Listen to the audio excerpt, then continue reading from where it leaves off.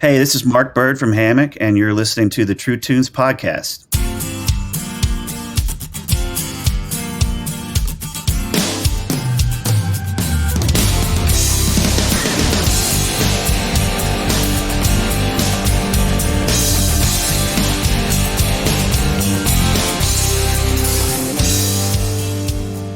Hello, I'm John J. Thompson, and the guy over there behind the mixing console is my co-producer, Bruce A. Brown. Welcome to the True Tunes podcast. You might not know Marc Byrd's name, but I bet you know his music one way or another. If you're a church person or a fan of church music, you probably know the song God of Wonders. He co-wrote that tune, and it became massively popular in the CCM and modern worship world. If you grew up listening to alternative faith-based rock in the 90s, you might have known his band Common Children.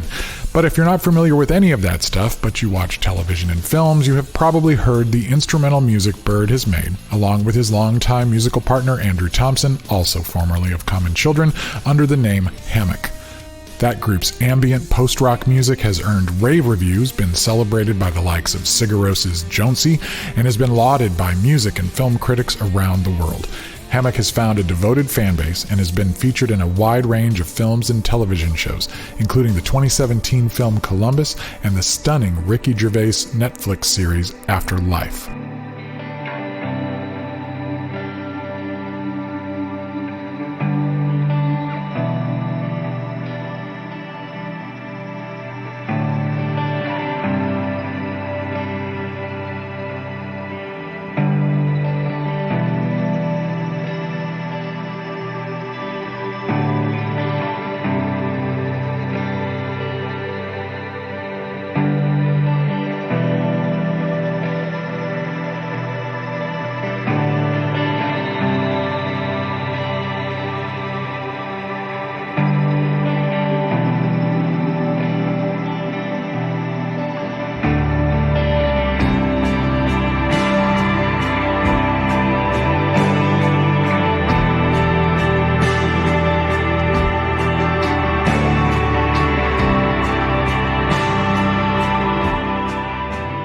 Behind the scenes, Marc lived in a world of hurt that no amount of guitar effects, feedback, or liquor could drown out.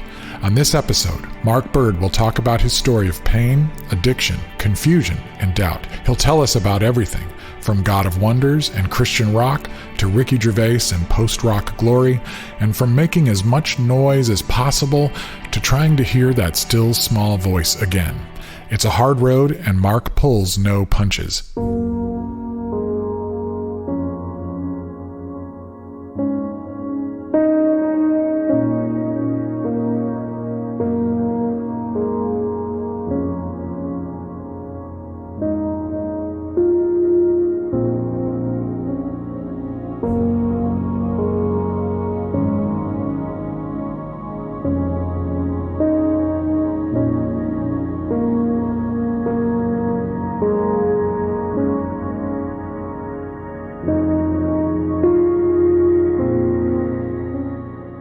You hear me talk a lot about listening to better music and listening to music better. And Marc, through Hammock, really pushes us to listen and to hear. This is music that defies convention. It forces contemplation, or at least invites it. It creates space. So on this episode of the podcast, we are going to treat the conversation a little differently. For one thing, it's a long episode. We're going to give it a little bit more room to spread out. We thought about cutting it into a two-parter, but felt that would break the flow too badly. You might not be able to listen in one sitting. That's okay, but do make it to the end. You'll be glad you did.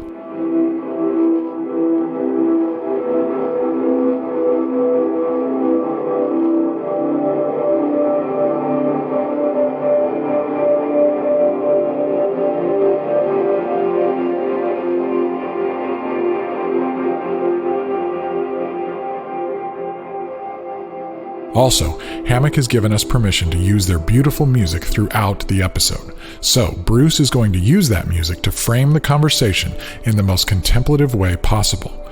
Instead of having a jukebox feature this time, we'll play Hammock's music throughout. We'll tell you what it was on the show notes page at truetunes.com. This might be a challenging conversation for some of you, and it can be a bit brutal at times. Mark and I have been friends for a while, so we jumped right into the deep end without a whole lot of warming up. But there is some real beauty here, stark and unflinching though it might be, and I hope you'll hang with us to hear it. So now, with no further ado, please welcome songwriter, producer, guitarist, and composer Marc Byrd to the True Tunes podcast, as we try to listen past the noise for the sound coming from somewhere deep and true.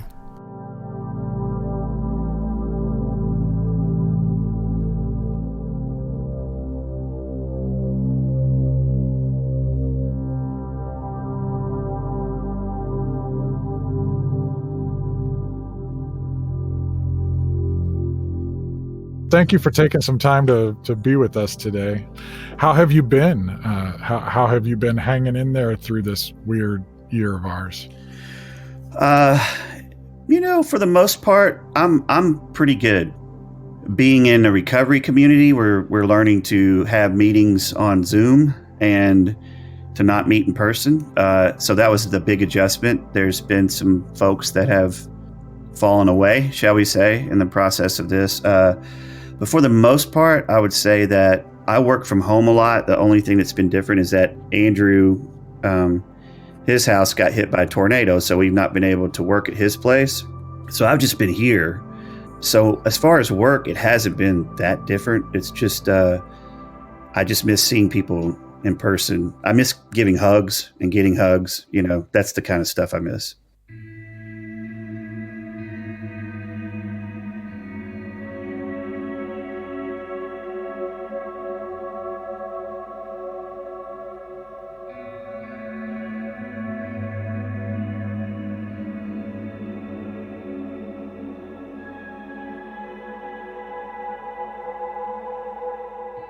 You mentioned the recovery thing, and it really was special to see Hammock reach out with that playlist and the music for the quarantine time. A lot of people, I made a mixtape. A lot of people were like, "Hey, we need music for this. We need," obviously, most of us need music for everything. Yeah, I can't hardly drive to the Kroger without having a playlist. But your music is uniquely designed to help people in a time like this.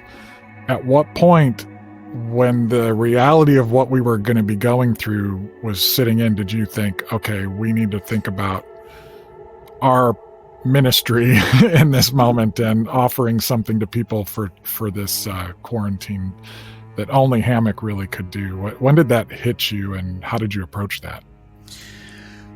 I guess it was pretty early on, but it's probably about a month into it. I've always thought that to be countercultural in our day and age would mean to be something that approaches silence as something that we crave and long for, and that we are actually thirsting for, maybe not even knowing it.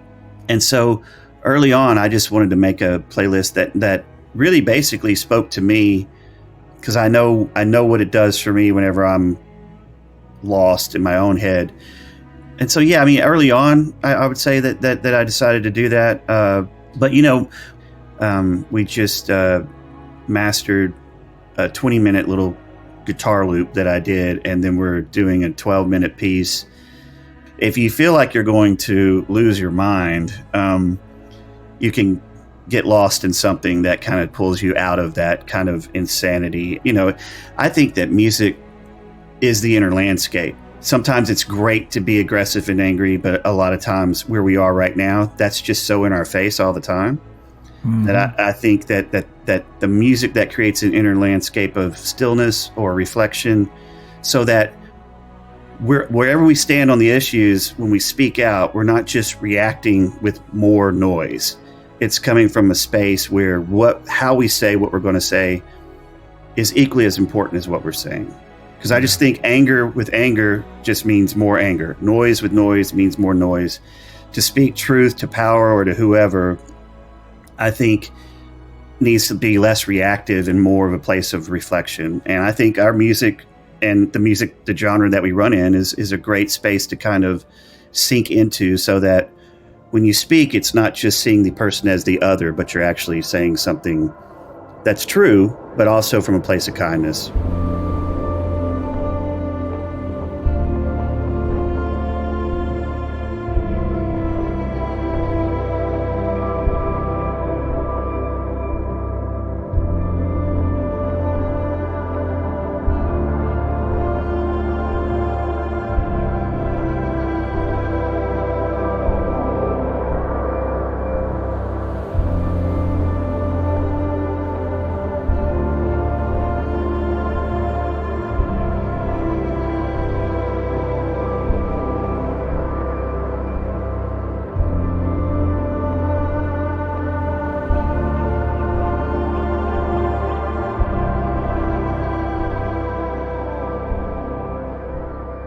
I want to hear a little bit about your backstory. And I remember walking through this with you because I kind of knew you from the beginning.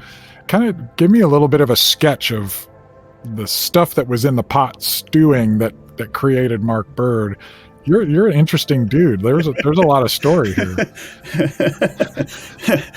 I grew up in a really small town, El Dorado, Arkansas, in the very deep South, and for the most part was up until around 9 or 10 years old. I was just a good little Episcopalian boy who had a pretty normal childhood, public school. My parents went to a weekend event that the Episcopal Church put on, and they came back having had an experience where they were speaking in tongues and they were like not acting like Episcopalians. Let's just say that. That was the Curcio, right? Yeah, it was Curcio. Yeah, yes. My parents were a big part of that too. Yeah, and exactly. my grandparents too. Yeah, Decalores. Yes, Decalores. Yeah, roosters and rainbows everywhere. Exactly, yeah, right. Exactly. And so the thing about it though is that I was attracted to something. I was very young, very curious, and asked them what had happened. They told me, and what proceeded to happen is, the reason we're Episcopalian is not because they sought out like the spiritual paths, because my dad owned a liquor store. And as you know, the old jokes, wherever 3 or 4 Episcopalians are gathered, there's always a 5th. And so it's been my experience. So my dad wanted to stay in the Episcopal Church and kind of like share this awakening that he had. And my mom wanted to move towards a more what they used to call full gospel. And so she started going to this other church that was very kind of Pentecostal. And they just kind of went their separate ways. And then my mom spent a weekend down at the lake house my grandparents had in prayer. And when she came back, she told us that Jesus actually had told her that they were spiritually unequally yoked, and that God had told her to leave my dad. And so around that time, around 9, 10 years old, they had pulled me out of public school, put me in this Christian school, which really was just a school for troubled kids. It was a brand new school, and and my mom's ex-boyfriend from high school was principal, who also happened to go to the church that she wanted to go to. And my parents split, and my dad became anti all that stuff, and my mom became hyper. I remember the first service where I was sitting in that church, and my mom said, "You can say amen anytime you want to." And I said, "Really?" She said, "Yeah." So I sat on the floor underneath the pew and just randomly said amen throughout the service, no matter what was like being a curse word. Yeah, exactly. It was like Tourette's amen. So, so basically at that point, I'm in a different school where you're wearing a tie, American flag tie. You're being taught that, America is the city on a hill. My dad's anti-religious at this point. My mom, so not just anti-charismatic, but anti. He ended up just not going. He ended up not going to church at all. He tried until I was probably around 12 or 13, and then he got remarried around when I was 12, and then that was it. No more church.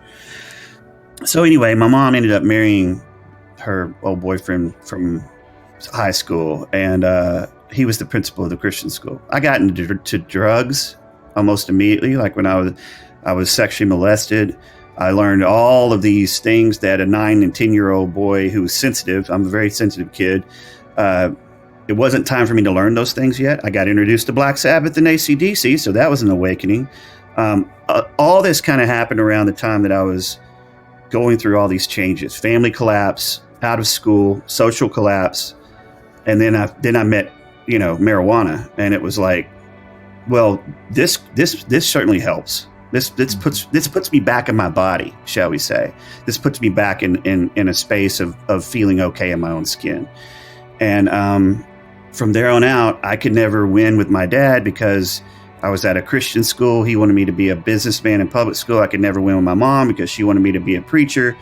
And here I am, just a musician. And honestly, I think music and guitar, when I got my first electric guitar when I was 13, probably saved my life from a lot of, I could have gotten into more trouble than I actually did. By the time I was 11 or 12 years old, I was suspended from school for having marijuana and selling it to some of the older kids. And so at an early age, it felt like the foundation was shook. And then being in a small town, you're kind of like viewed as, well, that's the guy that got on drugs at an early age, stay away from him. So the people I hung out with were people who loved loud rock and roll and drugs and alcohol, and I tried to live in both those worlds my entire life. I tried to make both of those, and I would go to, a youth camp and, oh, Jesus, please help me, save me.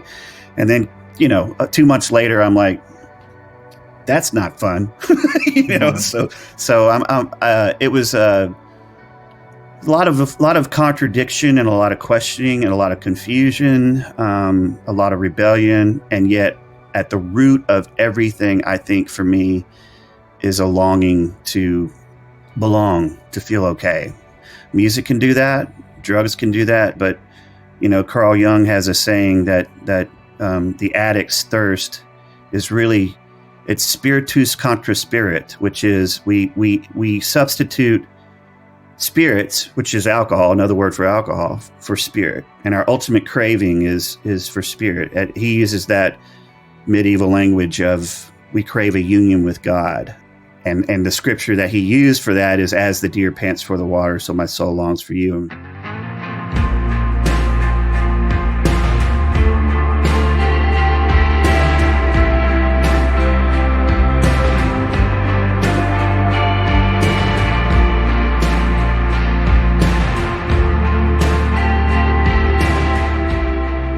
I really, truly tried to fix myself with alcohol. And that all came to a head when I was 8 days after I turned 18. My best friend, who I'd been running with, he was sound guy for our band. We had a band hall and all that. And we were hanging out all the time. And I had gotten into psychedelics and really got into trying to find spirituality through that. And then I just finally had a moment where I was just tired of being who I was. And my mom told me that I didn't have to go to church. I spent the night at my grandmother's house with a friend. And my mom told me I didn't have to go to church on Sunday. I was like, cool, let's drop acid. So we dropped acid at around 11 o'clock. Well, she wakes me up. It's like, you're going to church. So I go to church still tripping on acid. And I hear this lady speak, and she's got this big black afro, and she's saying things, and I'm having this moment. And I literally went home that afternoon, got on my knees and said, I'm done. I can't do this anymore. And the next night I'm talking to my best friend, who I spent every day after school with him, every weekend in his van, spending the weekend in his parents' RV that was parked in his backyard. We were very close. He had gotten kicked out of a Christian school. I'd gotten removed from 2 of them. And on a Monday afternoon, after I had that experience on a Sunday after church, he said, hey, do you want to come over? I'm going to drive over to Robbie's. We're going to play some video games. I said, I don't want to. I can't. If I come over there, I'm going to end up using again. I don't want to do that. And I'm tired. I said, look, can we just meet together on Friday and start talking about our future? Because we're getting ready to go to college. He's like, man, you know what? I'm ready to change. Yeah, let's do that. The next day I was walking around and around school, and a guy came up and said, did you hear Robbie's in ICU? And I said, what? Robbie's in ICU? He said, yeah, he was in a fire. And I said, what do you mean? I said, Barron, my friend, was going over there to play video games. He says, so you don't know? He said, Barron's dead and Robbie's in ICU. And I said, what happened? He said, well, they didn't play video games. They got in Barron's van. They went out into the back roads. They had a gasoline can in the back that we used to use as huff gas, and he was driving bumps, and it spilled gasoline all inside the van, and they didn't know it because they were filled with fumes, so they didn't smell it. Robbie had the door open to the van. Barron lit a cigarette, blew Robbie out of the van, and Barron just kind of breathed in flames and it burned him up. And Robbie tried to save him, and in the process ended up in the ICU because he burned the skin off his forearms trying to pull him out of the van. That was a big turning point in my life. That's probably when I decided to do something different with my music and try to go to this Bible college to try to find out what was wrong with me. I literally, before the night I left, I thought, I'm finally going to find out what's wrong with me. I'm finally going to get all the questions answered that I've always wondered about. And anyone who's ever struggled with addiction or alcoholism knows that if I don't change who I am sober, I will always go back to the well that quenches my thirst. And so once again, I'm in that place of conflict of wanting to do the right thing, but still trapped in this habit pattern of trying to fix myself with an outside stimulant, which is really just an interior fragmentation that I needed someone to make me whole. I needed somehow to find a wholeness that would make me okay when I'm sober. And it's been a journey, man. It's been crazy. When we met, I was in Common Children and trying to sow my oats and do all that. And then I had, I had a experience where I got into Alcoholics Anonymous for a little bit, left that. And then about 6.5 years ago, I ended up having another breaking open moment, and I was done. Yeah. I did have 2.5 years where I didn't use or drink, but I did nothing to change who I was sober. Right. And if I don't do that, I go back. And I used to think that my problem was drinking or drugs or whatever. Really, in the end, it was just drinking. But my problem is in my thinking and in my living. And, they say we're powerless and our lives unmanageable. The way I look at my unmanageability, because I've never really had, since I wrote God of Wonders, my wife and I have not been in debt. It looks like everything's okay in my life outside of it. But the truth is that if I'm an alcoholic who struggles with drinking, if I manage my life in a way that always manages myself back into drinking, that's just complete unmanageability. I am not a good manager of my life. And so I finally just gave up. I just gave up. And that's another story altogether.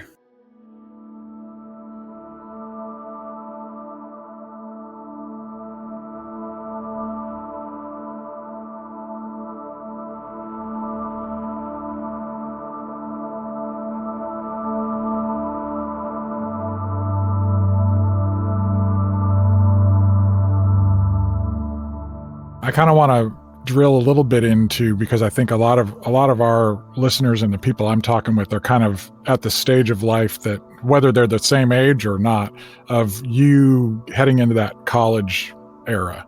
So you're a musician, you're an artist, you're trying to ask the right questions, you're approaching it creatively. You were going at it with the best tools you had available to you, and you were trying really hard, and you said you were going where you thought the answers were, which was a Bible college. What questions were you asking? Where was your art kind of factoring into that as a young artist? How was your art kind of playing into that question asking thing? And then where were the answers missing the questions and not helping you find the answers at that point in your life? How did that miss happen that early in your journey? Well, there was a part of me, John, that always knew that some of this stuff that I was being taught was wrong. And not just a simple adolescent rebellion, but I knew this was wrong. My stepfather ended up not being a very kind. He died in 2010 with the breathalyzer in his car. Mm-hmm. So, he ended up not being the godly man that we all thought he was. And it was really hard, just to be honest with you, growing up with God being attached to everything, which was like making me read the Bible for 3 hours when I got home from school. the biggest argument we ever had was over music. And he would read the David Wilkerson book, Set the Trumpet to Thy Mouth, and started talking about seeing demons coming out of the amplifiers at a Stryper concert. And I said to him, if God cared about what style of music it was, he probably would have put sheet music in the Psalms. And immediately it turned, violent. Mm-hmm. And so I knew some of the stuff that I was being taught was wrong, but I was just seen as rebellious, and probably some of it was, but I didn't know what else to do.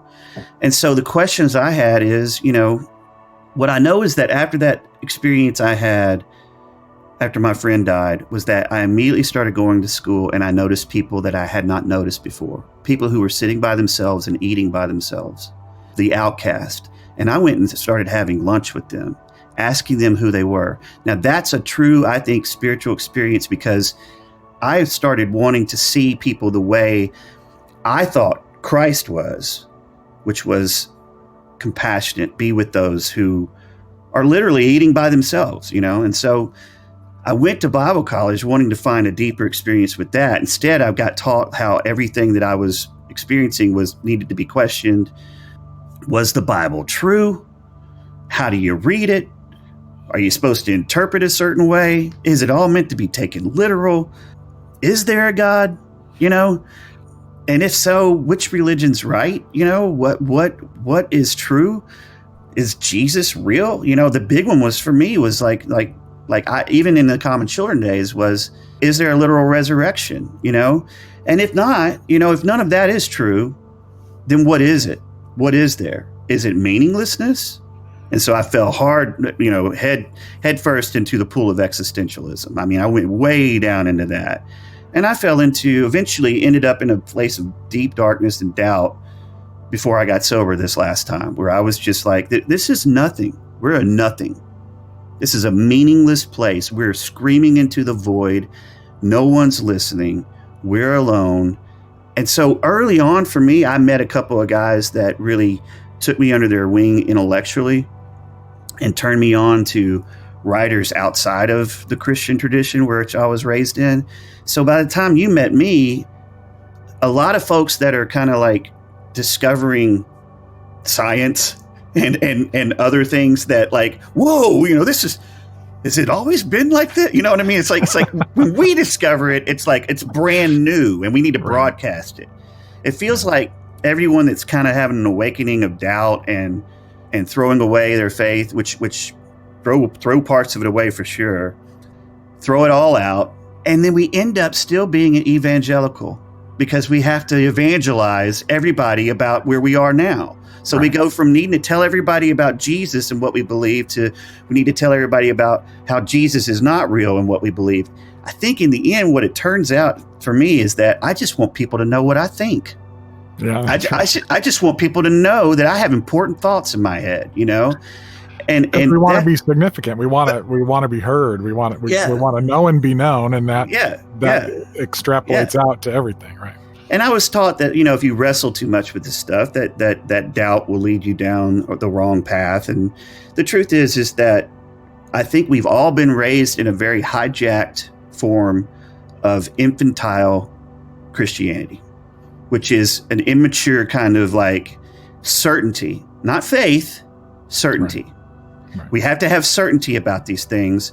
There's no room for a little bit of uncertainty or mystery. And the more I get comfortable with the not knowing, the more I get comfortable with mystery, the more I'm okay with just kind of like some essentials that speak to me. And then I can kind of like, live with some of the tension that automatically is going to come with trying to pursue a connection with transcendence in the midst of a world that's telling you there is no transcendence, man. It's all a made up projection. Well, that may be a new discovery from some people, but that's a pretty old psychological way of looking at things, And so for me, I thought that I was going to get all the answers that I needed. And I thought that I turned into a very kind of fundamentalist for a little bit. And then the questions came back in and they never left.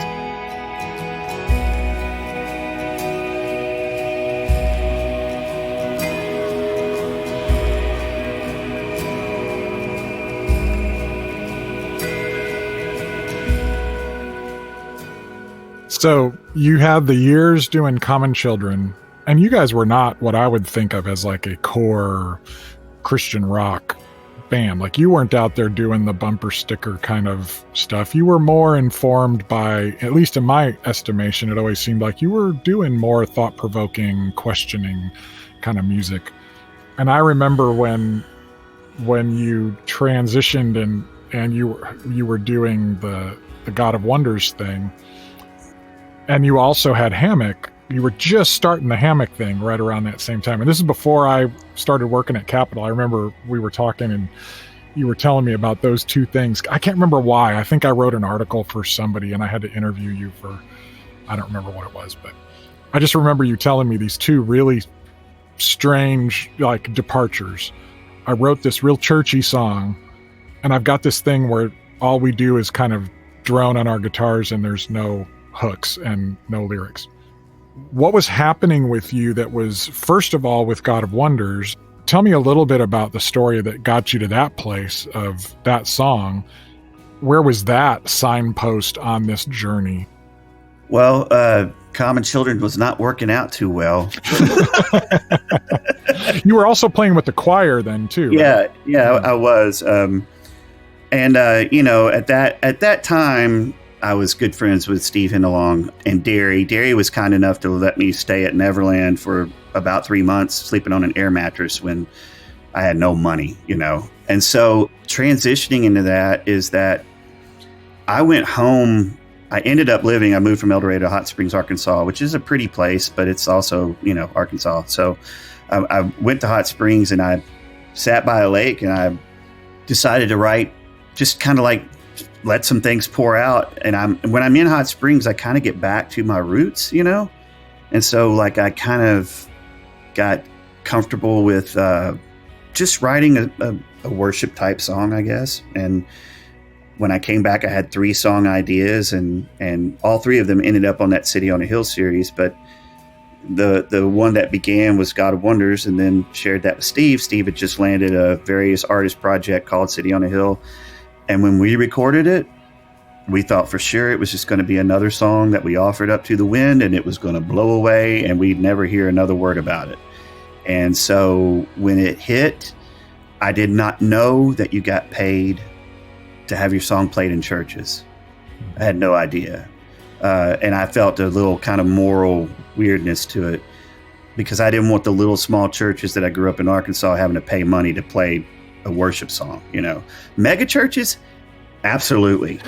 Charge them double, you know. But the little churches don't pay very much if they pay anything. I know. So I had this kind of like weird dissonance, and so then all of a sudden that takes off, and I'm thrown into this like, hey, would you like to write with this band and write with that and write with that? And I'm like, yeah, sure, great, awesome. So I'm doing this. You know, it beats not having any money, that's for sure. Lord of all creation,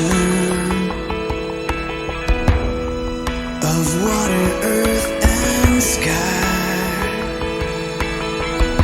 the heavens are your tabernacle. Glory to the Lord on high. God of wonders beyond our galaxy. You are holy, holy. The universe declares your majesty. You are holy.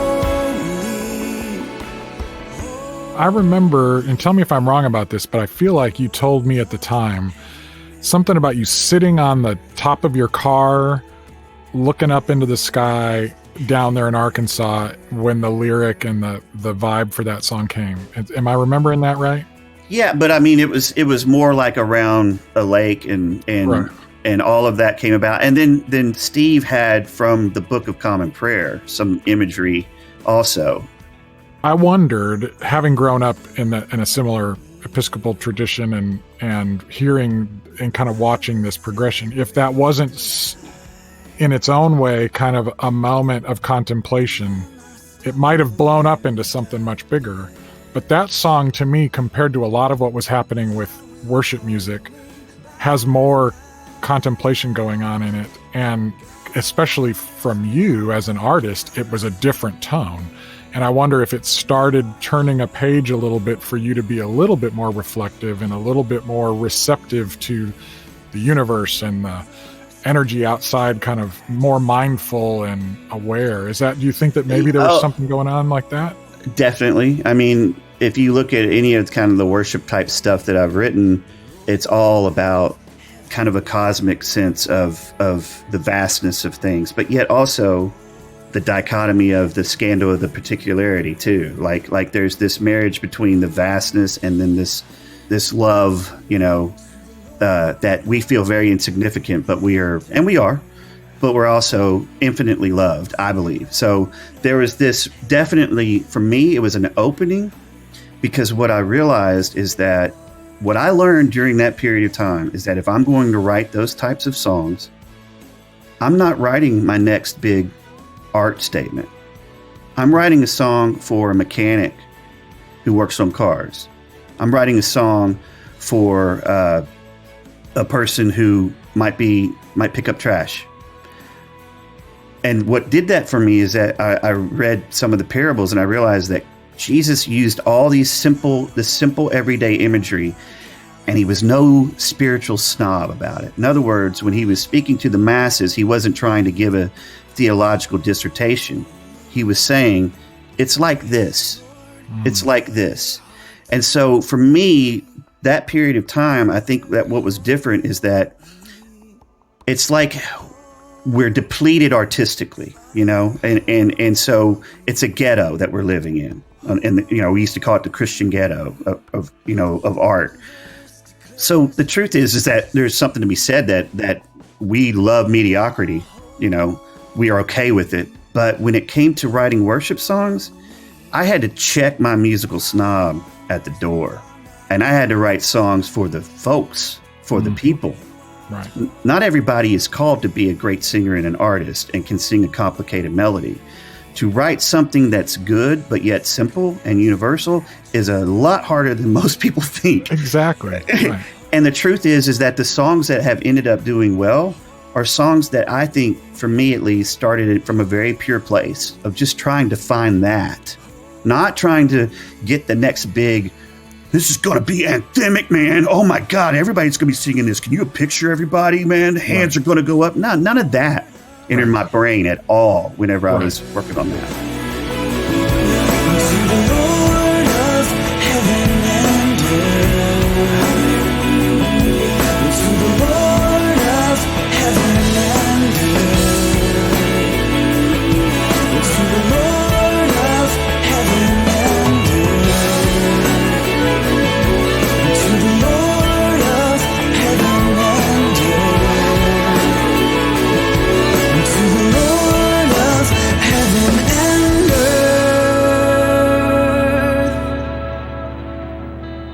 And that's why I wanted to bring that up, because of two things. One is that I knew you at that time, and now that I know a little bit more of what you were going through personally, I'm kind of imagining a little bit or visualizing that this accomplished something on your journey that didn't complete anything. It's a moment, but it was a real authentic moment. But you have an experience where you were able to get out of yourself for a minute and see things a little bit differently. When you step into the Hammock space, you're kind of sacramentally helping me get out of myself for a little bit, because you're creating music that's kind of forcing me to stop and listen, and you're not telling me what to think. You're not giving me lyrics. There's a different gear that you hit with that. And again, it doesn't accomplish everything you need it to accomplish so that you can get sober or whatever it was that needed to happen. That's a much bigger thing. But it's also like, it's easy to push past and sort of think of God of Wonders or think of the industry or think of that stuff and move past the important thing that it was for you and the important thing that it was for me and for other people. And to say those songs, as simple as they are, can be really beautiful moments. They can be really sacramental moments. But for the people that are now saying, I really feel called to write that stuff, if they're not careful, They're looking at it like, I'm writing for millions of people. I'm writing for a hit. I'm writing for, like you just said, millions of hands to go up, as opposed to sitting by a lake and listening and thinking, what is God telling me? What is going on? Yeah. And what I learned in that period too is what's my idea of community and what's my idea of tolerance. Mm-hmm. If all I'm ever really doing is participating in a faith community so that I can find people who I think are cool or like me or look at the world, that's not community. I remember I went to a church in Nashville, not for church, because I went through a period where I didn't go for years. I went for a service where somebody was playing, and this was a church service, and I looked around. I'm like, man, everybody here is like really young with chains and skinny jeans, and it's like there's no wisdom, there's no elders, there's no welcoming of people who, let's just be honest, that are that look different than you, that are older than you, that are not as cool as you, that don't have all the great musical taste that you do. I mean, this is what's the scary part of what we do, is that we end up making a community in the image of ourselves rather than actually being something that's universal. And so the whole thing about writing songs then was like, I wasn't thinking about writing for the hip ones. It was just, if I write for anything, it's just going to be so that if I can sing it, you can sing it. To go from this angry, in your face, reactionary common children, to go from anger to acceptance, it was like my attempt at setting an anchor down again. Mm-hmm. Like, I want to anchor here because I felt so adrift and I didn't know where my life was going. And a moment of attempting to put anchor down again, a song came out of it. Mm-hmm. And then a lot of people sang about it.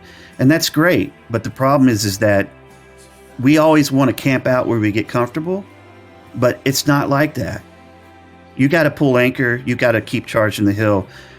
I always want to go where the view is beautiful. Hey, I think I'm tired of hiking. Let's just stop here. And I think, because I crave for permanence, that this is where it's going to be. This is where it is now.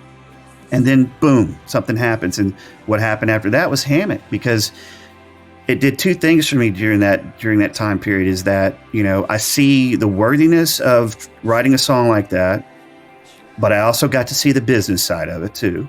Mm-hmm.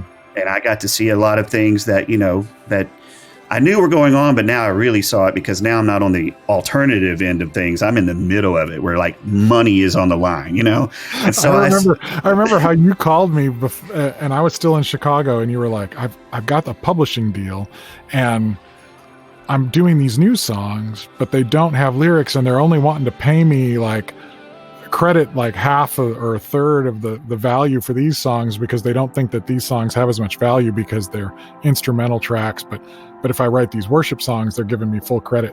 And yes. I was giving you some advice, whatever. I don't know what we were talking about. Maybe it was when I was in, and then within like 4 months, I end up working at that exact company, which was the funniest, strangest thing. So then I'm actually working for you, like pitching your songs for film and TV and that kind of stuff. And it's the Hammock songs. Those are the songs that got end up getting the most value during that era, end up being the ones that the company was like, I don't know if these really are going to work. Because I mean, it's all it was just, once again, in the same way that I tried to write this song, was basically, man, there's stuff that goes on inside of an artist that if you don't follow that, your interior life begins to suffer, and then that affects your outer life. And so I realized that I still have this artist inside of me, that I don't want to just be a facilitator of other people's visions, artistic visions. I have my own, right? And I need to nurture it. And so once again, when Andrew and I started Hammock,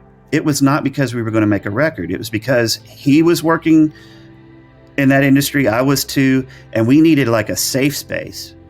And when I was a kid, I loved loud rock and roll, but I mostly loved atmospheric type music. And even when I played in like a worship band for church years ago, like in my early 20s, the sound man called me Mark, because I had so much delay on my guitar, And so, so I always wanted a vastness, kind of like a space, a musical space to inhabit.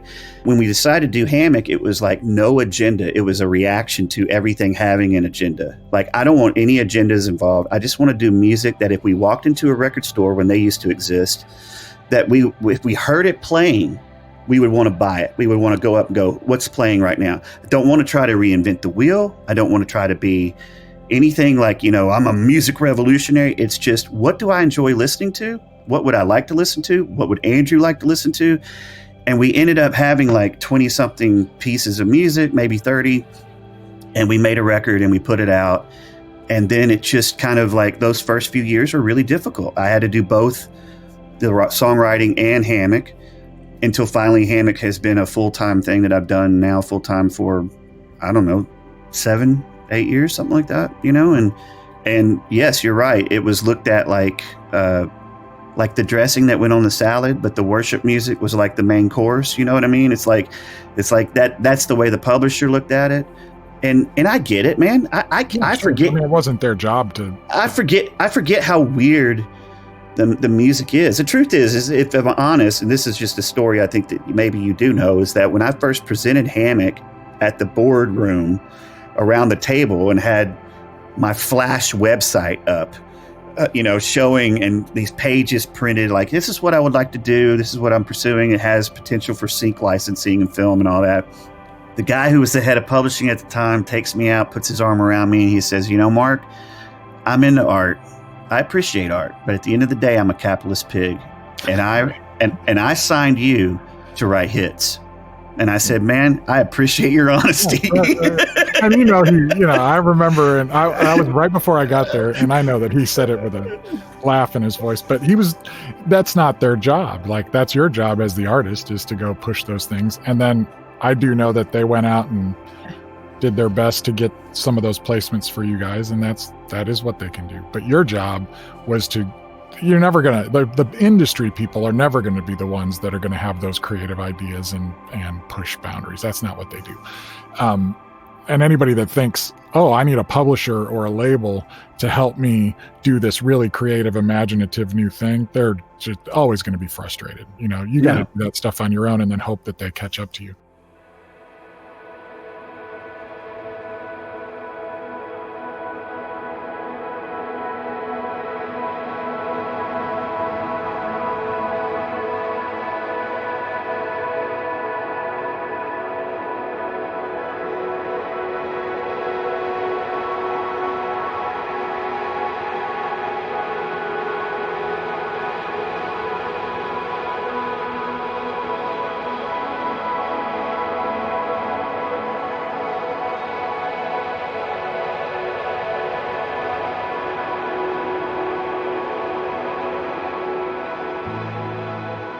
I found the early Hammock stuff to be very calming and meditative because I had my own personal background already fairly well established of looking for music that would help center me.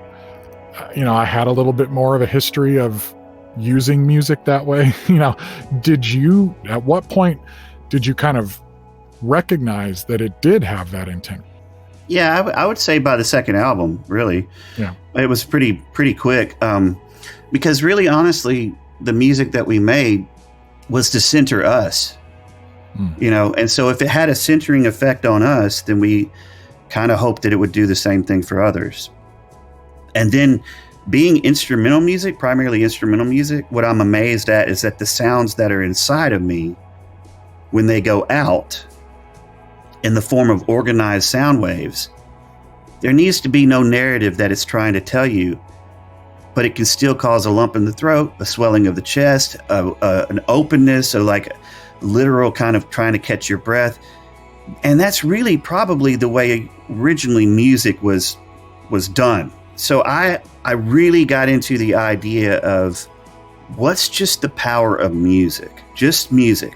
Just not necessarily the words. And then hanging out in Nashville, you realize, there's a lot of great songwriters. And so there came a point where I'm like, I know I'm not as good as that person, but they can't do what I do musically. And so I want to do what I feel like feeds me and like I literally, for the test of a Hammock record, that second album was, what did it do to me when I laid in my hammock and looked at the stars? Because of the feedback we were getting from other people, and they were telling us, you don't know this, but my father's last sounds that he heard was your music, because he wanted to hear your music before he passed. And before he passed, he said, it sounds like the ocean. Or I want my kids' first sound to be this. Because suddenly what happens is, when it's instrumental, your own narrative is what's taking place, and we're the soundtrack to it. It's just music, and it's meant to enhance whatever it is that you're going through. We got people who like, I did acid to it, it was amazing. We got people saying that they had contemplative services where they practice quiet centering prayer or meditation. The thing about kids being born, people dying, weddings. I mean, all of a sudden we're hearing people, but what's in common is that it's creating an awareness. One of the best ones is, I drove to work the last 7 years the same route. I put your music on today, and I noticed a tree that had been there for the last 7 years. I never noticed it. And that's a kind of an audio creation of a contemplative state of mind. Your awareness goes up, things quiet down, and suddenly you're noticing things that have been there all along. And to me, that contemplative element is not much different than what I've come to believe spirituality is, which is, I'm just discovering things that are hidden in plain sight. Right. But it's blocked by my own sense of small, tiny self-centeredness, self-involvement. It's already there. I'm just not seeing it. And that's why I think the countercultural thing that I told my manager when we first started doing Hammock, I said, I just want to have something that helps people notice things that are already there, because I know that that's what it was doing for me. And I craved that. I mean, I just longed to have that, something that would quiet the thing going on here. And if music can help with that, that's great. Ultimately, what I'd love for Hammock to be is just a prelude to people's silence, their individual experience of silence. If the music can quiet you down enough to where when you get done, you sit 5 minutes in quiet, man, that's the best for me. I love to hear those kinds of stories.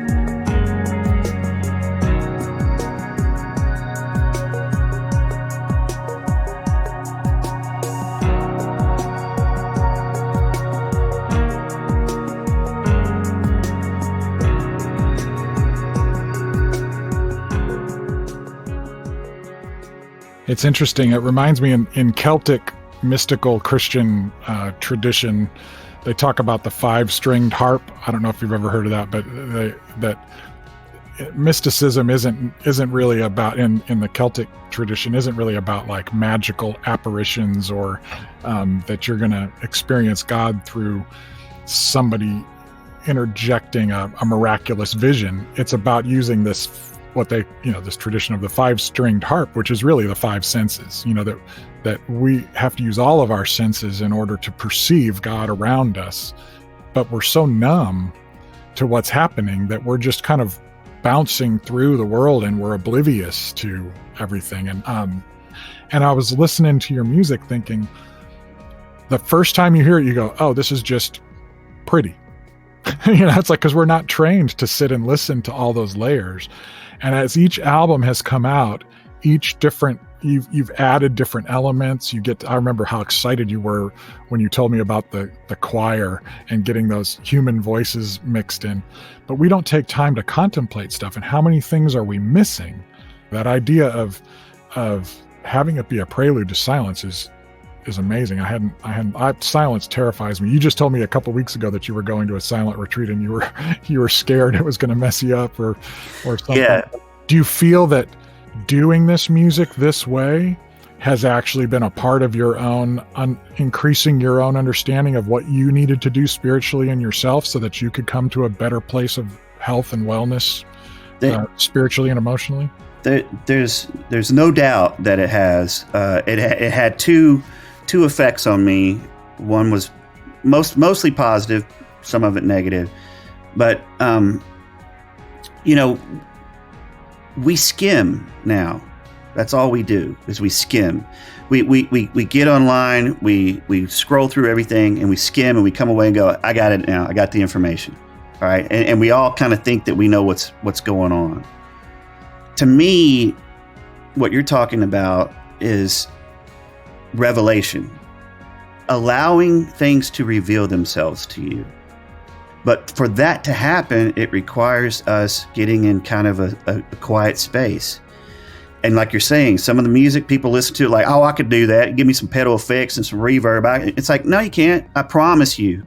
Because there's a lot of people trying. And also it's the same thing with our more orchestrated and choir and the human voices and all of that. That's when it really has been exciting for me. But what's happening is when you sit with our music long enough, and music like this, not just ours, or a great piece of music, things get revealed to you if you give it time. If you do the work, it will work on you. And a lot of times the work is just shut up.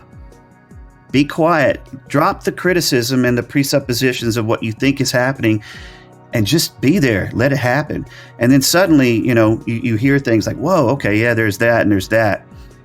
Like I said, I think that's a lot like spirituality, which is if I don't do the work to just be, to just consent to what is, I will walk around asleep thinking that I'm awake. And so how this has helped me is that I've always been drawn to quieter reflection. On tour, I was always the guy going off, just find a quiet space, find somewhere to be quiet. I realized that I want those moments to be sustained.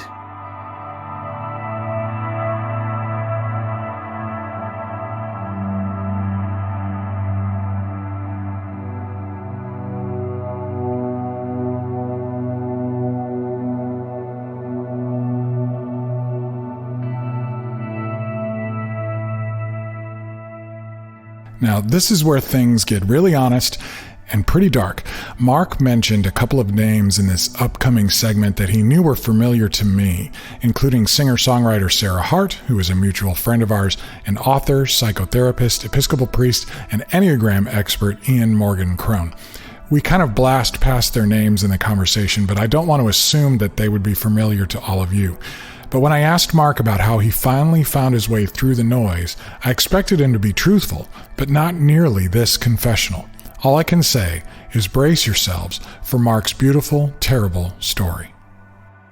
Around the time that we made Oblivion Hymns is when things really were getting dark for me. I was back just drinking heavy. And I was drinking at something that I thought didn't even exist, which is I just didn't even really believe in anything anymore. I didn't think anything was worth anything, and that this beauty that I'm putting out there is great, but it might just end up enhancing people's screaming into the void. So I want to say that there was an experience that I had in 2014 that changed everything for me. I would say at this time I might be considered either a hardcore agnostic or atheist. If you put a gun to my head and I would say I'm not agnostic, and they said, but you got to choose. Do you think that there's a God? Do you think there's meaning, or do you think there's no meaning and no God? I would have said probably no meaning, no God. Because I started believing that I was so delusional and easily duped, and I believed things that were fantastical. And if I could be wrong about so many things, I probably am wrong about everything. And so making this music had been amazing. I got to meet Yancey from Sigur Rós. I got to do shows with Stars of the Lid. Hammock, because there was no agenda, we met some beautiful people. Got to work with the band The Church from Australia, which has been heroes of mine forever. It was an amazing thing that started happening. And what happened is that's all I had. That and alcohol. Back then, I would go into some songwriting rooms and just like, still trying to do that and just fake my way through it. And that imposter syndrome combined with the shame of participating in addiction, it destroys any kind of self-esteem you have, any kind of inner, connectedness that you have to your real self. And in 2014, the very first of 2014 in January, I had neck surgery, and I had put it off for months because they told me I had to quit drinking for 48 hours before I went under anesthesia. I couldn't go 48 hours without drinking. At the end of the surgery, I had a long recovery ahead of me. At the end of the recovery, my wife asked me, what would you like to do? And I said, we had just been to Big Sur the summer of 2013. I said, I want to go to Big Sur, to this monastery. She's like, there's a monastery in Big Sur? I said, yeah, I passed a sign. I saw it. I don't know why I'm saying this. I'm just like, yeah, I want to do it. I just knew I liked Big Sur. So my first trip out after recovering, traveling, sitting for a long time with my neck, plane, driving, I go to this monastery. And the reason I'm going is so that I can clean out and so that I can be alone in silence. And I had every intention of spending about 4 days of not drinking before I showed up so that I could be okay before I got there. Nope. Showed up to the airport, hungover, 7:30 in the morning, Nashville airport. I'm sitting there, shakes, sweats. So I immediately thought, I'm going to call my wife and tell her I'm sick.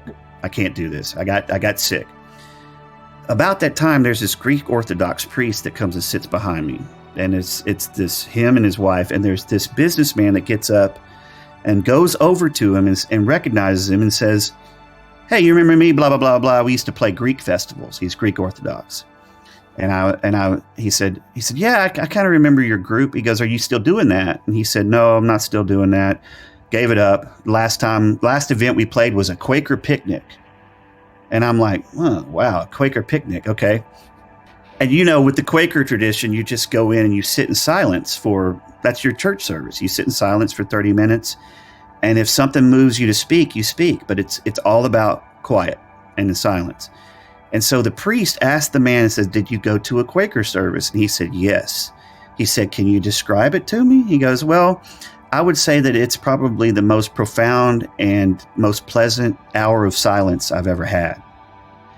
And then this priest begins to give a history lesson and a lecture on silence and how we need silence and how we push silence out. We don't know how to be alone with ourselves. And I'm sitting here thinking, okay, 7:30 in the morning, Nashville Airport, I'm about to bail on going on a silent retreat, and I'm getting a lecture about silence from this Orthodox priest. So I'm like, maybe I should go. As a matter of fact, I called Sarah Hart to tell her. What was happening. And she was like, I think you need to get on that plane. So I got on the plane, flew out. About the third night into being at the monastery, things had quieted down. Ian Crone had told me to take a book called Into the Silent Land. At that point, I resisted all Christian writing. I was more into kind of Buddhism, Zen stuff. And so I brought like a Zen book and that book. And he said, just trust me, bring the book. So I brought the book with me, and I'm opening it up and I'm reading it, and things start to thaw out inside of me. First night I was there, I had to drink because I had to get over the shakes. Second night I was there, I only had a couple of beers.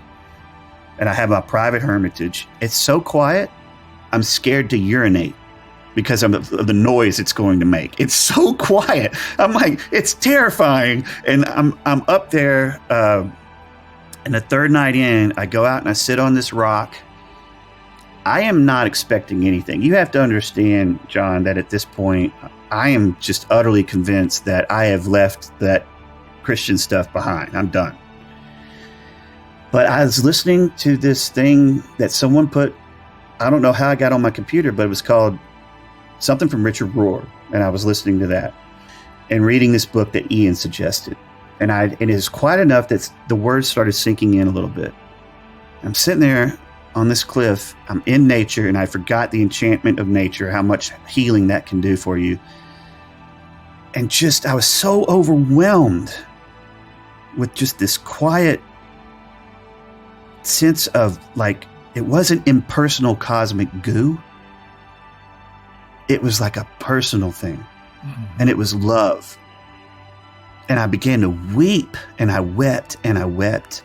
And the thing that fell out of my mouth just spontaneously was, I'm so sorry I forgot you. Mm. And man, I had, like, I don't even know how to talk about it. It's one of those where all spiritual language is just words trying to wrap themselves around experience, saying it's like this, and the words fail. But we worship the words. That's what we're guilty of. We worship the information. So at that point, I had this profound experience, and it stayed with me for the next 2 days. I took a test that I brought with me. I wasn't going to go back to any kind of 12-step recovery. I was going to do smart recovery, rational recovery, which is no spirituality. I took this test to see if I was an alcoholic. Yes, I am. So I drove back to the airport. I get on the flight. I go into Phoenix to get a connecting flight. I'm running late because my flight was delayed. I'm on Southwest, no reserve seats. I finally get on the plane. I sit down. This is 6 days later. And up walks this Orthodox priest and his wife. They sit behind me on the way back. Oh my gosh. And there was something in me that like said, Mark, it's time for you to pay attention. Yeah. Stop thinking that you got all this figured out. You've gone from being arrogant, where you're certain about your Christian religion beliefs, to you're certain about this other thing. And either way, I'm being kind of like a fundamentalist. Mm-hmm. And so when I got back, I was so convinced that that experience was going to save me, I'd never drink again. And I drank in 2 days. And then my wife confronted me about some stuff, and I found out we weren't doing as well as I thought. And I went into outpatient. And that was 6.5 years ago. This time I went and met with the priest because my sponsor told me, you got a lot of religious baggage. We do a 5th step where you kind of take inventory and you give everything out, you get it all out. It's way different than therapy. It's a lot different when you're paying a therapist than to have another person who suffers from the same thing as you calling you on your bullshit, you know? Exactly. And so he said, you got to go see this priest. And I went and saw this priest. I told him everything that happened. And he had 38 years of sobriety. And he looked at me and he said, I told him everything that happened, sexual molestation, my stepfather, all this stuff. And he looked at me and he said, Mark, I'm so sorry all that happened to you. But it's time for you to let that shit go. He said, you are really, really spiritually distracted. How about this? How about let's just work on what's going on with you regarding your addiction. Let's just stay focused. How about the next year you just commit that your spirituality is going to be grounded in these 12 steps, and reach out to other people. And he used some colorful language. He was a great priest because he told me that basically I'm the only person that could F this up now. Right. If I keep doing it the way I think it's to be done. And he told me, he said, you know, you've got spirituality, but you've never been able to sit under it. So you never have allowed it to change you. You've been always wanting to change it. And there's no perfect tradition out there. But if you've never practiced it and you only know about it, you haven't really done it. And you don't know, you're basically having an opinion about an experience you've never had. You got a lot of ideas. But I'm not hearing a whole lot of, I have done this. I hear a whole lot of, I have thought about this. I have read about this. And that changed my life.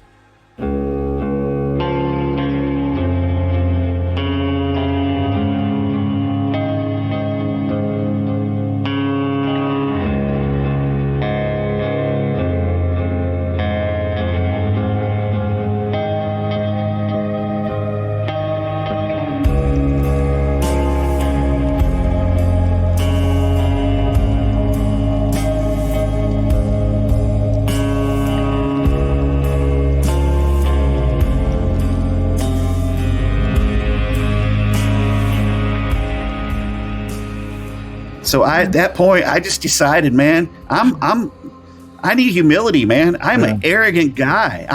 Not only am I an alcoholic, I'm an artist. So that makes me a dual diagnosed arrogant egomaniac with an inferiority complex. That's me. with trauma, with PTSD and trauma. Yes, and yes, all of that. Self-medicating, all that stuff. All of that. And so my life changed in this way. Spirituality became a path rather than a place to gather information. It became a destination. That's right. And it became a practice. And there's an openness about it. And I will tell you, that moment at Big Sur was my breaking open moment. It was my big bang. What I know and what I believe right now is that my universe is still expanding. Right. It's my big bang.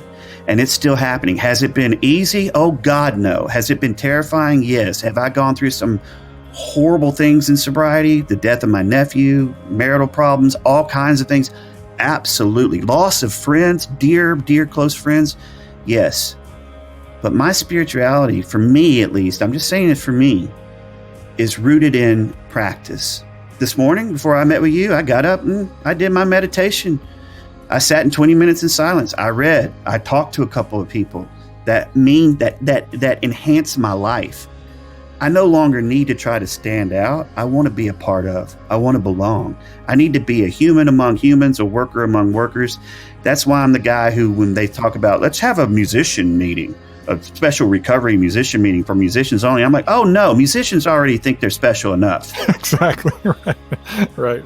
You know, we don't need to feed our terminal uniqueness, because I've heard plenty of people leave recovery because nobody got them. When the truth is that they just never got over the idea that nobody's supposed to get you, man. Right. It's not our job to get you. You get in here and let's get each other. Right. Let's figure out who we are together. That's been the greatest gift for me. And as a result of that, you know, I've been attending Episcopal Church again and went from kind of like a mindfulness meditation back to centering prayer, which is rooted in the teachings of Thomas Keating. And I've just allowed myself to be open at this point. You know, I don't have a lot to defend.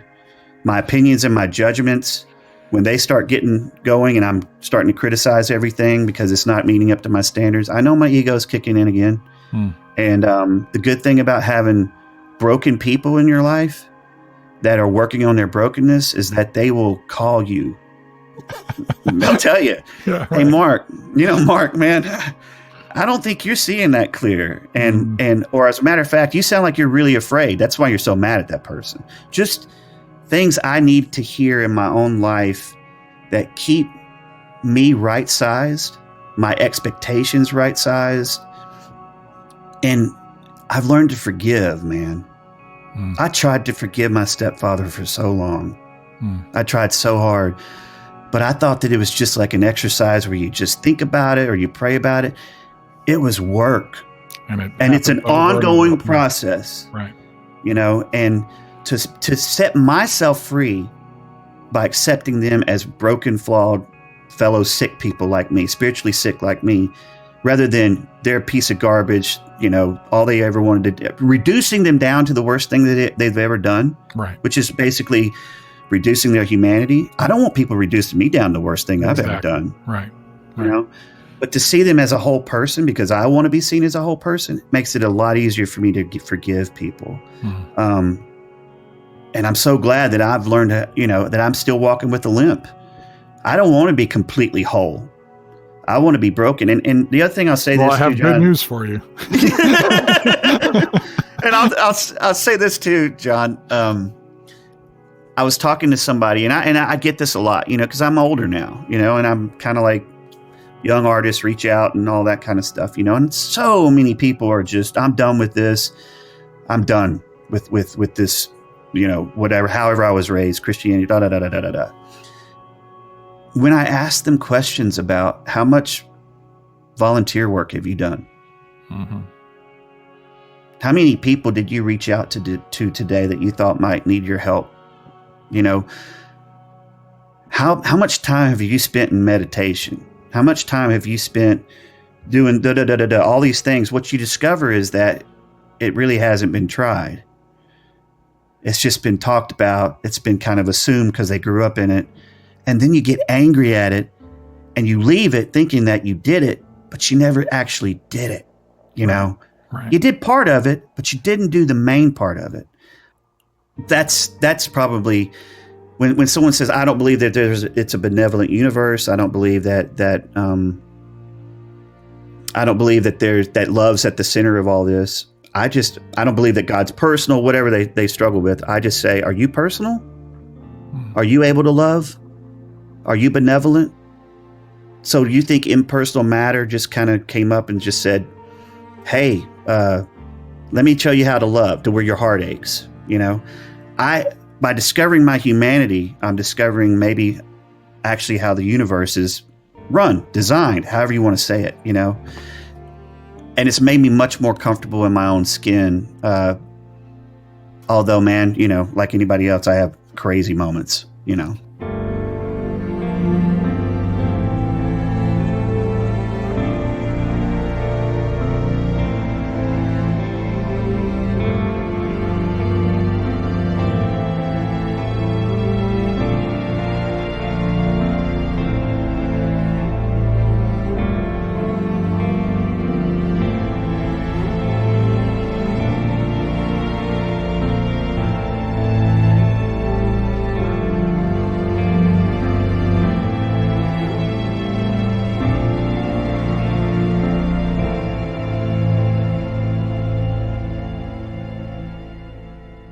Your particular kind of music is designed to push you into contemplation. And I'm just going to say, and from my perspective, you've become a sort of priest for other people. The music you are creating is leading other people, giving them a space. It's almost like a chapel on Spotify, and it's this thing where it doesn't matter what they bring into it. Somebody can have a very different perspective. Yeah. We're all still working on the same problem, and I still believe in that benevolent thing going on, and I think that God is drawing people towards him. And when we just put up the tent and people enter that tent, I have enough faith in the goodness of love that everybody can find that in their own way. And that sometimes people will come to me then and ask me, what do you think about this? How can you? And that's what happens in those meetings. That's what happens in those friendships. But the compulsion some of us have felt to project and to preach and to offer those things before we're asked is not as helpful as we probably thought it was. Actually, Ian Crone said that he thinks that there are some people who are so outspoken about their loss of faith. He thinks they're being cruel. Mm-hmm. He thinks that it took them a long time to get there, and they're trying to talk people into getting there before they're ready to get there. And that can leave people without a center to rest upon. If they're going to end up changing their beliefs, let them do that. Let them find their own journey, their own way. And, the bottom line is that you're right. I don't, what I believe is that those three words, G-O-D, because when I first came back into recovery, I didn't like the word.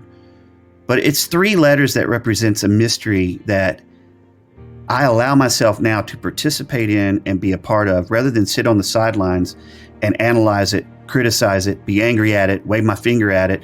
I want to be in the middle of it, and so that to me it requires my participation. And I do believe, this is just my belief, that love, God, G-O-D, is that magnetic center that is drawing us towards wanting to love more, wanting to be understood. It's a longing, it's a thirst. And so when I'm moving into places where I'm starting to get dark again or whatever, I try to remember this longing is my magnet. It's the thing that connects me. That longing is real. It's the place where when I don't know how to be in my own skin, or I'm doubting some of the things that, I doubt, I remember that longing. I remember that thirst. And I don't think that is me duping myself into something. It's real. It's genuine. And the new music that we've done, the last three records, Mysterium, Universalis, and Silencia, that has to do with the death of my nephew, my sister called me, and my nephew suffered from NF2, neurofibromatosis 2, and he was like a son to me, you know. He was in my will, and Chris and I were going to give everything to him and my other nephew, but Clark and I had a very special bond. And it was one of my biggest fears of him passing. And my sister called me, and she said, she said, "What are you doing?" I said, "Nothing." She goes, "Are you busy?" And I said, "No." She said, "I have really horrible news." I said, "What?" And she said, "Clark died." And I mean, as I sit here, I just feel it in my body. And I collapsed. And, you know, I immediately offered to call everybody for her to tell them that Clark died, you know, calling my mom, his grandma, calling my dad, his grandfather, and giving them the worst news probably that they've ever had. And to hear some of the reactions, the guttural, visceral reaction. But I called my sponsor first before I made any of those calls, because what I realized myself, and what a lot of people who grew up in evangelicalism, we have a really bad habit of taking our pain out on everybody. And if we don't do something with our pain, we're going to transmit it. As Richard Rohr says, we don't transform it, we transmit it. And it comes out in a lot of passive aggressive ways, you know? And so it's like, I'm getting even with the church, man. I'm getting even with the way I was raised. And I knew that I needed to get all this out before I called everybody, because this is not about me. And I called my sponsor, and I just told him everything. And I didn't know what else to do, except that we were making a much different record. And when I came back from the funeral, I just told Andrew, I can't make this music. I can't make this kind of music. It's got to go a different direction. And I just decided to take this Rudolph Otto book called The Idea of the Holy. I think it's that's what it is. And it's that Mysterium Tremendum Fascination. Don't know how that last word is pronounced. But how it's just a mystery, you know, and how we live in mystery. In God we live, move, and have our being, which is another way of saying I am surrounded by mystery, swimming in mystery. And Mysterium came out of that 40-piece choir, huge string section, and I wrote it for my nephew, and I wrote it mainly for my sister. That record did what I wanted it to do, which was to honor Clark and give my sister a space where she could grieve. And it has. And it ended with the album Silencio, which is back to Prelude to Silence. I wanted Mysterium to happen, which is kind of like grief. You're overwhelmed. And the cover of that is kind of like, almost looks like an altar where you're offering things. It's just like, I'm done. And then Universalis is kind of like more of a vertical climb up out of that. You're just, you know, you still got to take it with you, but you're carrying it now. You're trying to go upward with it. And so the cover has this kind of like upward mobility. And then Silencia just ends in this rainwater that the artist used to do a pencil sketch with. And it's just blue.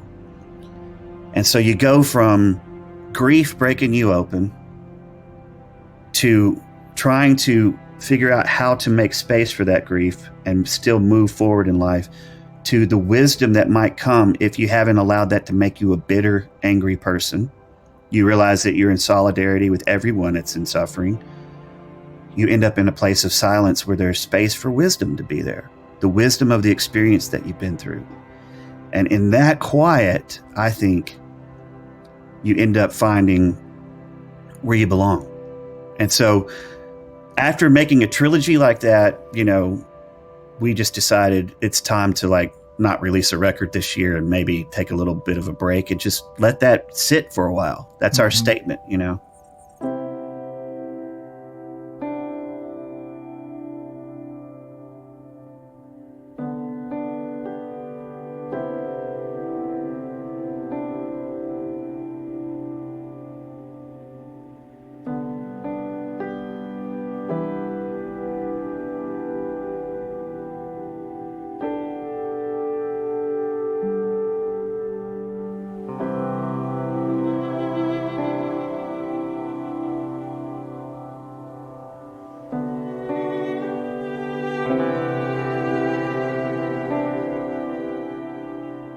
A lot of people are discovering Hammock for the first time this year.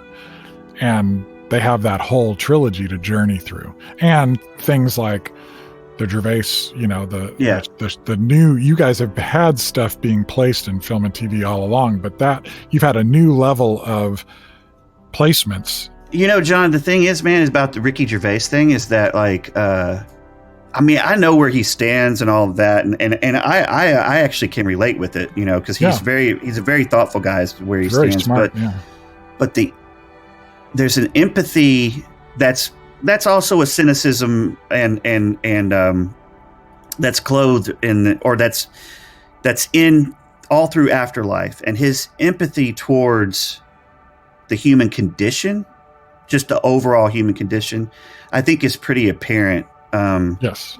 And so for me, it's kind of like he calls out bullshit, he definitely does, but there's an empathy underneath it that just really understands that as humans, we're kind of hurled into a strange existence, and it's puzzling and it's baffling.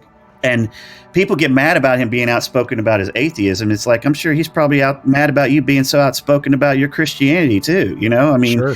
Yeah. There's several ways to look at it. Especially when your Christianity or when anybody's Christianity is not coupled with actions that are soaked in love and grace and mercy and all that stuff, everybody's right to be angry by that being something that we lead with. I think that that's legitimate. I think that by being so compassionate on just a purely artistic level, I feel like it kind of undercuts the stridency that you often encounter from what I would call kind of those angry hardcore atheists. And it does put people back in the same boat. We are on a human journey together. That's right. And that's right. It is surprising, but I guess, I don't know, he seems kind of like a guy who does a lot of kind of reflection like that. And that music is good for that. Now you also have a label. You're kind of doing a Hammock label where you're bringing new artists and putting them out through your platform as well now, right? Yeah. We've done a Scent of Everest, which is a post-rock band. We did a thing that we were involved in called the Summer Kills. There's another artist that is our main other artist, Slow Meadow, Matt Kidd.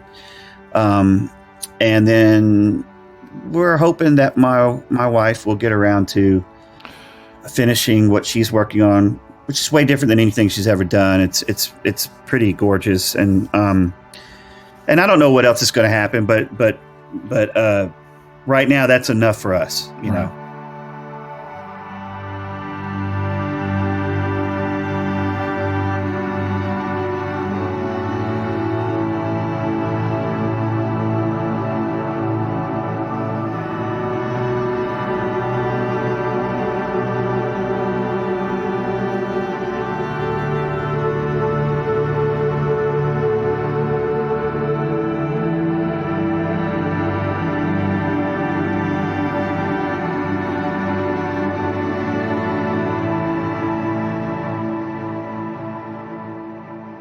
I am really moved and encouraged by you being so transparent with your story. I feel like as I look around the landscape and I look at myself, it's ironic. I'm just now finishing a course on the psychology of personal transformation for me finishing my degree, and mindfulness, active engagement in our own story is so critical. It's so hard for us to do that.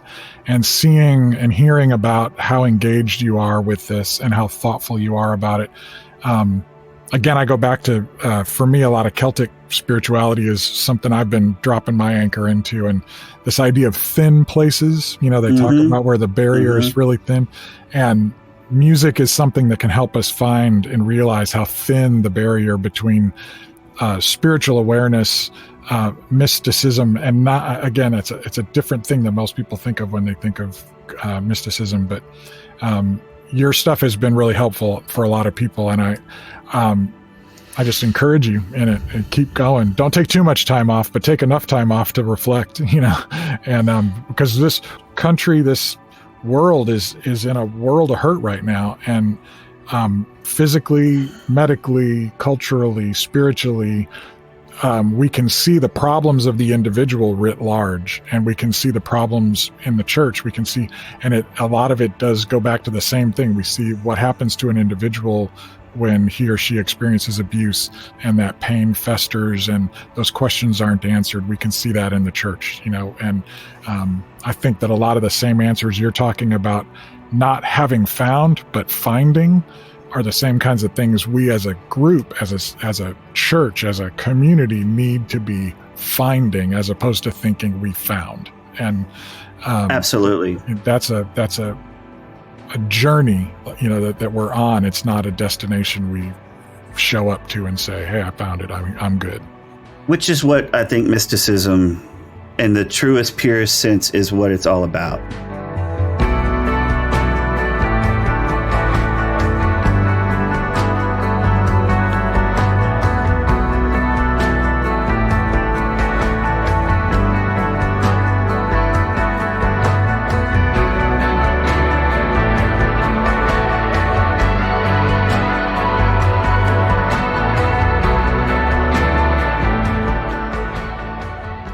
I really want to thank Marc for his time and his generosity with us today. This has been amazing.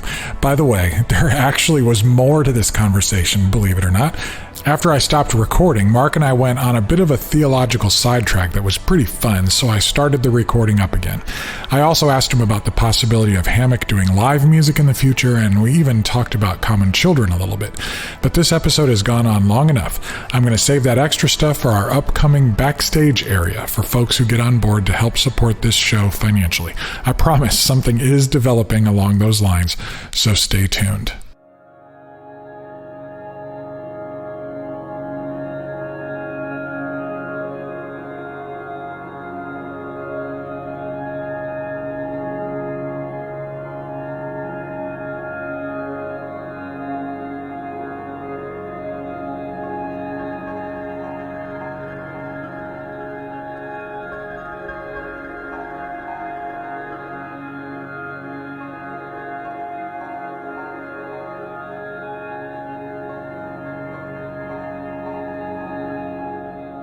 As I climb up on my soapbox to wrap this up, my mind is still swirling around the idea of listening. And after talking to Marc, I'm really convicted about my own inability to deal with silence. Now, while Hammock's music is not technically silence, of course, its lack of lyrics and even resistance to typical melodic hooks and rhythmic patterns challenges my heart and mind. And I'll be very honest, I have a hard time with quiet. I just can't get my mind to shut off. My internal dialogue never stops, and that's not always helpful. But I have become so used to the noise around me and the noise within me that the absence of that noise upsets me. I think what I am often afraid of is that some of the things I have kept buried deep down or locked up tight might come to the surface if I start listening to the echoes coming from within me. I need the noise because I'm afraid of the silence. But why is that? Why do we need words constantly bouncing off our ears? Why are some of us so nervous about the space around us, the mysteries we can't quite describe, and the ideas we definitely can't contain? Is it because we greatly prefer the myth of control? Do our choruses and rhymes comfort us with the illusion that we can contain this, we can own this, we can understand this? There's no need to walk on water or drink from the terrifying cup. Or is it that we want to hear voices that reassure us that we are right? We are the good guys. We are the winners. Do we just need to hear someone cheer us on? What if they're cheering us right off a cliff? I so appreciated Marc's honesty and transparency today. It is overwhelming and encouraging for me to hear someone journey through so much pain and come through by not reducing the mystery to something easy. This is hard stuff, but so beautiful. And when I get to this level of grace, the words slow down. The confidence shifts from my ideas and my ability to reduce things to a manageable level, and I just have to let go. I have to realize that if this God story is worth following, it must be bigger than I can contain, or understand, or own, or even articulate. There are times for me to just shut up and listen to the sound of grace as it works its way through my heart. Maybe you can relate to Mark's struggle with substance abuse, maybe not, but the self-awareness he has come to, the mindfulness he is accomplishing, and the pastoral sensibilities he is demonstrating are inspiring to me. I love how he put it. This music, this forced contemplation, this quietude might help us discover things that are hidden in plain sight. I continue to ask myself and others this question: can learning to listen to better music and listen to music better make us better people? Like Buddy Miller said, if it is part of the process of helping us grow into better listeners, actually hearing others better, then of course it can. And this conversation with Mark and the music he and Andrew have crafted with Hammock challenges me to slow down, to breathe, to relax, and to feel. The listening here has everything to do with hearing that whisper deep within us, that longing, that hunger. It allows me to hear myself. It has invited me to weep, to smile, and to release. Ecclesiastes 3, one of the most enchanting, frustrating, and mysterious chapters in the Bible, starts out with that famous "a time for everything" section we all know, which of course includes that truth, a time to be silent and a time to speak. But a few verses later, there is this amazing verse that says, "He has made everything beautiful in its time. He has also set eternity in the human heart, yet no one can fathom what God has done from beginning to end." He has planted eternity in our hearts, but not given us the ability to fathom it. That sounds like a generous invitation to wonder, and a strong admonishment toward humility, if you ask me. It reminds me that while it is good to contemplate, to discern, to study, to think, it is also good to be quiet, to listen, and to invite that still small voice to speak. Depending on how long it's been since the last time we made room for that, who knows what we might have missed. I also can't help but remember Jesus' words captured in chapter 11 of Matthew's Gospel. John the Baptist had sent his disciples to ask Jesus if he was the one who was to come or if they should wait for another. I'm pretty sure that even there in prison, with his head about to be removed from his body, John knew the answer to that question, but he wanted his followers to hear it for themselves. Jesus gives them a wonderful, mysterious answer full of poetry and riddles. The bottom line was that yes, he was the one, and John was the Elijah they had all been waiting for. Whoever had ears to hear, he said, let them hear. Then Jesus rebuked the religious folks for their fickle hearts, referencing children who mimicked the adults who played celebratory pipe music for weddings or funeral dirges for mourning. He essentially said that neither the austerity of John nor the more joyful lifestyle of Jesus was satisfactory for them. They weren't listening. They couldn't hear the music. But after rebuking the self-righteous and the overly religious, Jesus made the most incredible offer. "Come unto me, all you who are weary and burdened, and I will give you rest. Take my yoke," or my teaching, "upon you, and learn from me, for I am gentle and humble in heart, and you will find rest for your souls." I think that maybe, just maybe, the reason I don't like the quiet is because I want my own yoke. I don't want to submit to a gentle leader. My fear demands something stronger than that. But boy, does rest for my soul sound good.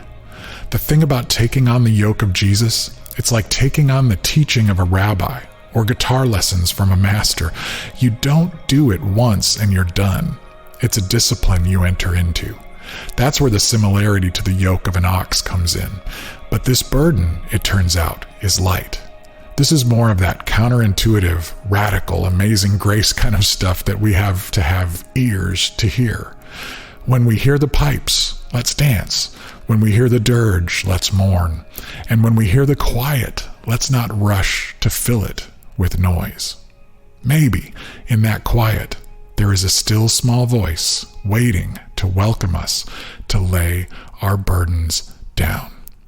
Okay, I'm climbing off my soapbox now.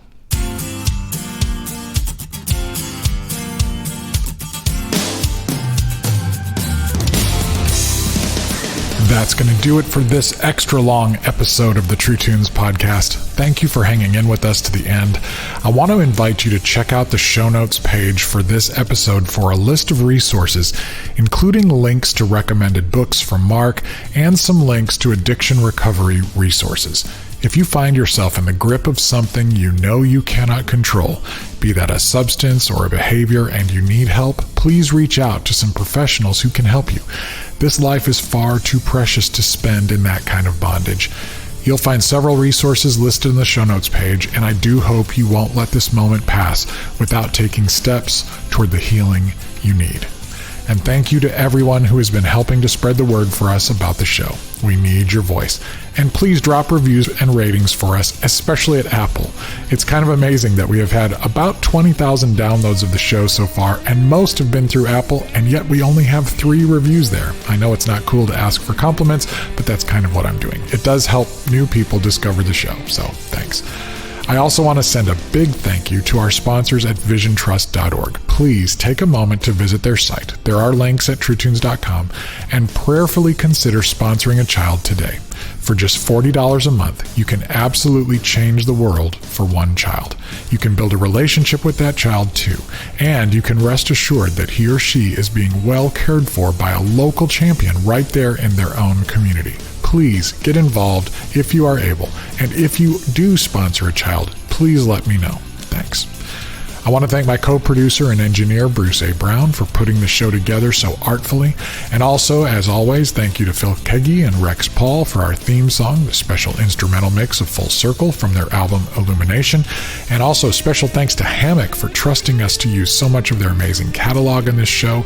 You can find their web store at hammockmusic.bandcamp.com, and we highly encourage you to do just that. You can find a list of each Hammock track with links on the show notes page at truetunes.com. As always, the contents of the podcast are protected by U.S. copyright law and are the intellectual property of Gyroscope Productions, with the exception of songs or clips that are from previously copywritten materials. Everything on this episode is used by permission or under fair use provisions. This program is intended for the private use of our listening audience. Gyroscope Productions can be reached at truetunesmusic@gmail.com or P.O. Box 60401, Nashville, Tennessee 37206. And yes, we do accept Christmas cards. Until next time, I pray that we all find time to slow down and listen to the sounds and the silence that invites us into ourselves, into peace, and into the kingdom. This is JJT saying, stay tuned and stay true.